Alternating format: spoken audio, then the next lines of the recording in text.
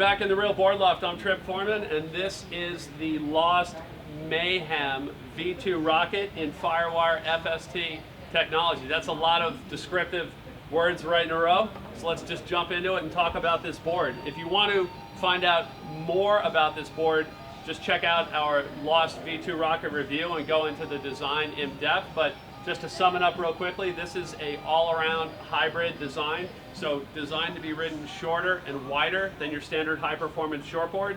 When they went from the standard rocket, which was really flat in the entry rocker and then super kicked out in the tail rocker, to the V2 rocket, they added a little bit more nose rocker and then made that tail rocker more subtle, and that gave the board a wider range of use in subpar conditions for average surfers. So average surfer would be myself, and if you're watching this video, probably yourself too, and you want the board to perform in surf that you get to surf in like after work, before school, not on some Indo boat trip. So really good all-around board that you can use as your everyday go-to board. Let's dig into the FST technology from Firewire. If you find that you're spending a lot of money on your boards and there's dings in the board all the time, and you're like, oh man, this is rubbing me the wrong way, I don't want to spend $600 or $700 on a board and have dings in it, then you definitely want to check out the FST technology from Firewire.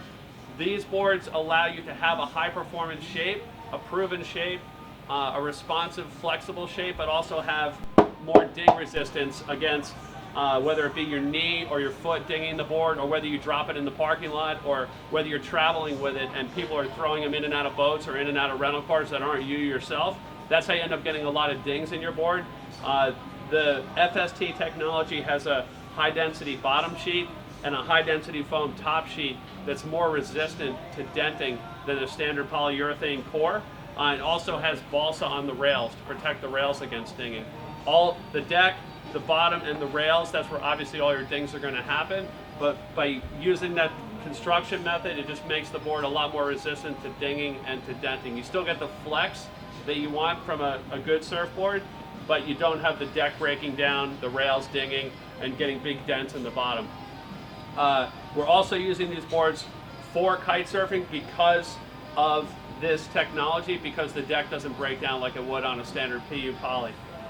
If you're a die-hard PU poly, aficionado, where you've been riding that construction your whole life, like 20, 30 years, this construction does ride a little bit different, and so you're going to want to try it out before committing to it.